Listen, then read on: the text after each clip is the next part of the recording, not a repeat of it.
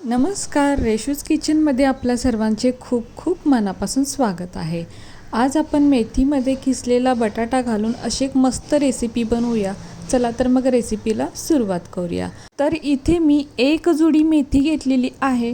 त्यानंतर मेथीची मुळं कापून मेथी निवडून घेतलेली आहे, कारण मेथीची मुळं कापल्यानंतर मेथी निवडायला अगदी सोपी जाते व त्यानंतर मेथी इथं मी स्वच्छ धुवून घेतलेली आहे। तर मेथी इथे निवडताना मी मेथीचे कोवळे कोवळे देठसुद्धा घेतलेले आहेत।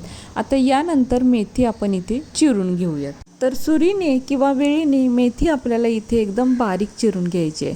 तर हातात बसेल तितकी मेथी घ्यायची व जितकी बारीक आपल्याला चिरून घेता येईल तितकी आपल्याला ती चिरून घ्यायची आहे। तर आता हे पहा, इथे आता आपली मेथी चिरून झालेली आहे। आता यानंतर इथे एक बटाटा घ्यायचा। तर असा थोडासा मोठा साईजचा बटाटा घेतलेला आहे किंवा मीडियम साईजचा घेतला तरीही चालेल। आता हा बटाटा आपल्याला इथे खिसून घ्यायचा आहे। तर बारीक किंवा मोठी खिसणी वापरली तरीही चालेल। तर आता इथे बटाटा सुद्धा आपला खिसून झालेला आहे। आता यानंतर एका भांड्यामध्ये पाणी घ्यायचं व या पाण्यामध्ये आपल्याला हा आता बटाट्याचा खीस टाकायचा आहे। यामुळे काय होतं, बटाट्यातील स्टार्च सुद्धा निघून जातो व बटाटा लाल काळा सुद्धा पडत नाही।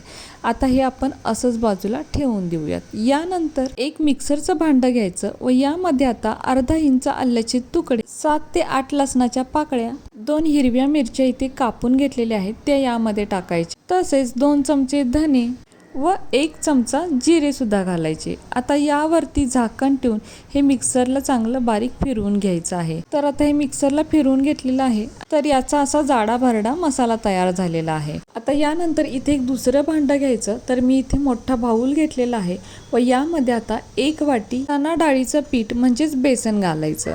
आता ज्या वाटीने बेसन घातलेलं आहे त्याच वाटीने मी इथे अर्धी वाटी पाणी घेतलेलं आहे व पाणी यामध्ये थोडं थोडं करून मिक्स करायचं आहे। यामुळे एकतर गुठळ्या होत नाहीत आणि बॅटरसुद्धा आपलं पातळ होत नाही। तसेच हे पाणी मिक्स करण्यासाठी मी इथे काटे चमच्याचा वापर केलेला आहे। यामुळे गुठळ्या मोडणं एकदम सोपं जातं किंवा आपण इथे साधा चमचा किंवा हाताने सुद्धा मिक्स करू शकतो।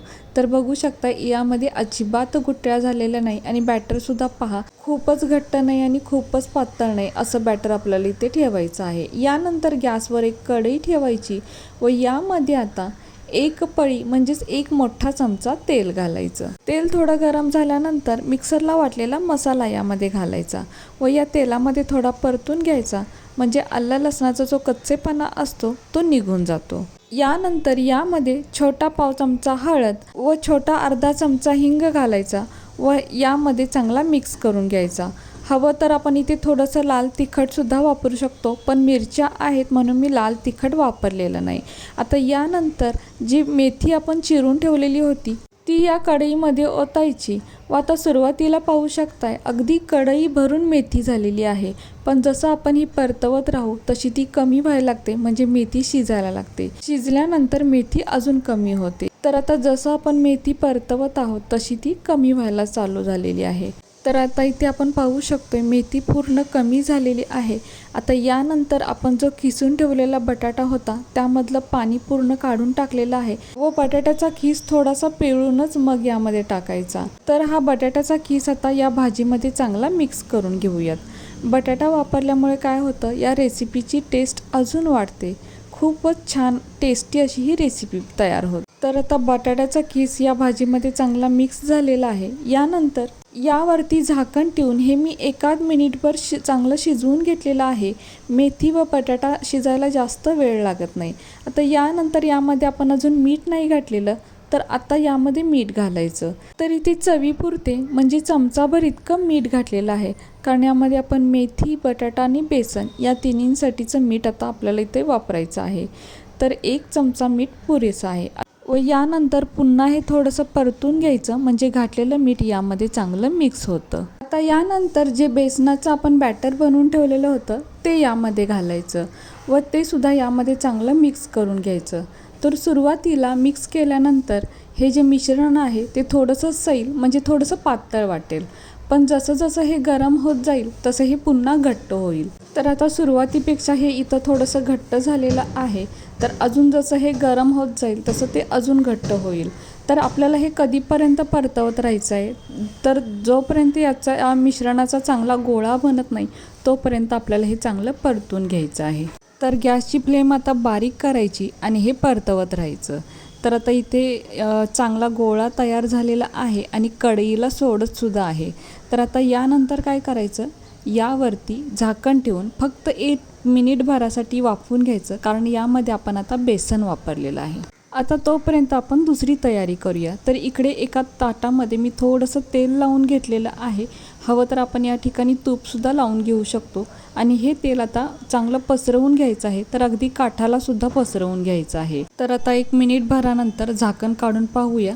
तर गोळा छान असा वाफवला गेलेला आहे। तर हे मिश्रण पुन्हा थोडंसं परतून घेऊयात व यानंतर आता हा जो गोळा आहे तो आपल्याला तेल लावलेल्या ताटामध्ये काढून घ्यायचा आहे आणि चांगला पसरवून घ्यायचा आहे, म्हणजे थापून घ्यायचा आहे।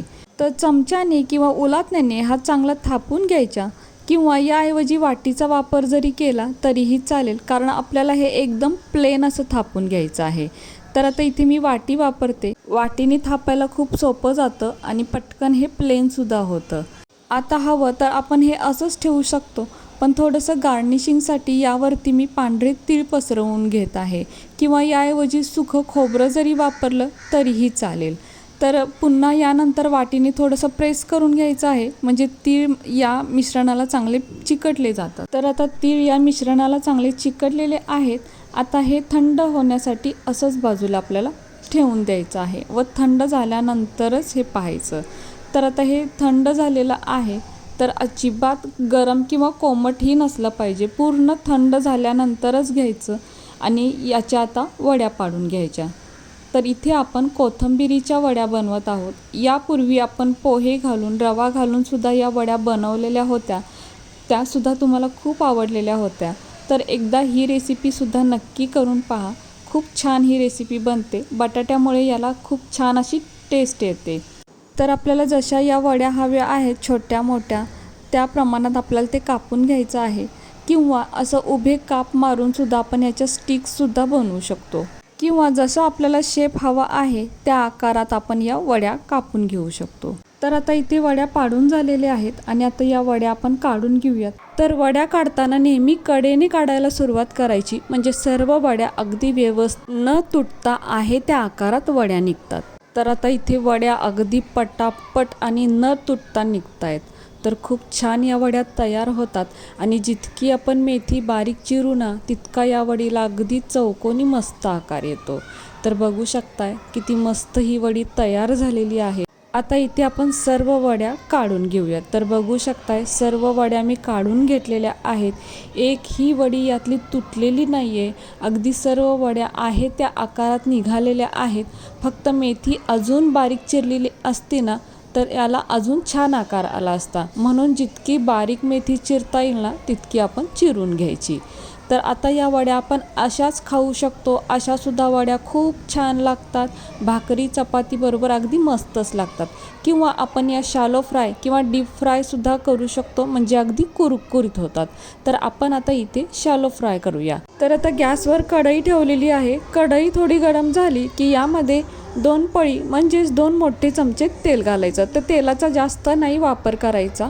यानंतर तेल चांगलं गरम होऊ द्यायचं व नंतरच या कढईमध्ये जितक्या बसतील तितक्या या वड्या ठेवायच्या व गॅसची फ्लेम मीडियम टू हायमध्ये ठेवायची, म्हणजे वड्या चांगल्या कुरकुरीत होतात। व वड्यासारख्या उलटसुलट नाही करायच्या, नाहीतर वड्या तुटूही शकतात। त्यामुळे एका साईडला एकदाच चांगल्या भाजून घ्यायच्या। तर आता 2 ते 3 मिनिटातच या भाजून तयार होतात। तर बघू शकताय आता या वड्या आपण पलटून घेऊयात। तर हे पहा, अगदी हळूवारपणे या वड्या पलटून घ्यायच्या व जर आपल्याला तेल थोडंसं कमी वाटत असेल तर थोडंसं साईडनं तेल सोडलं तरीही चालेल, पण आता याची काही गरज नाही। अगदी कमी तेलामध्ये सुद्धा आपण या फ्राय करून घेऊ शकतो। तर या वड्या बटाटा यामध्ये घातल्यामुळे जास्त टेस्टी होतात व छान कुरकुरीतसुद्धा होतात। तर आता दुसऱ्या साईडने सुद्धा अशाच छान भाजून घ्यायच्या। त्या साईडने सुद्धा अगदी 1.5-2 मिनिटातच भाजून होतात। तर आता बघू शकताय इथे वड्या किती मस्त कुरकुरीत झालेल्या आहेत आणि कलर पहा, खूप छान कलर आलेला आहे। जर आपल्याला अजून भाजलेल्या आवडत असतील तर अजून 1-2 मिनिटभर दोन्ही साईडने चांगल्या फ्राय करून घ्यायच्या। तर आता या सर्व वड्या आपण एका प्लेटमध्ये काढून घेऊयात। तर बघू शकता किती मस्त या वड्या तयार झालेल्या आहेत आणि मेथीच्या असल्या तरी टेस्टी लागणार आहेत, कारण यामध्ये आपण बटाटा घातलेला आहे। तर खूप छान वड्या तयार होतात, पाहूनच तुम्हाला याचा कुरकुरीतपणा जाणवत असेल आणि अगदी कमी वेळेत बनतात, कमी तेलामध्ये आपण या तळलेल्या आहेत। तर या वड्या आपण तिन्ही प्रकारे बनवू शकतो। थोडा कांदा घालून छान अशा परतल्या तरीसुद्धा चांगल्या लागतात, किंवा शॅलो फ्राय केल्या किंवा डीप फ्राय केल्या तरीसुद्धा छान लागतात आणि कमी वेळेत बनतात, कमी साहित्यात बनतात। तर कशी वाटली तुम्हाला ही आजची रेसिपी जर तुम्हाला आवडली असेल तर आपल्या माणसांसोबत नक्की शेअर करा। आणि हो, व्हिडिओ जर तुम्हाला आवडला असेल तर प्लीज आपल्या या व्हिडिओला एक लाईक नक्कीच करा। नवीन असाल तर चॅनलला सबस्क्राईब करा, सोबत बेल आयकॉन प्रेस करा।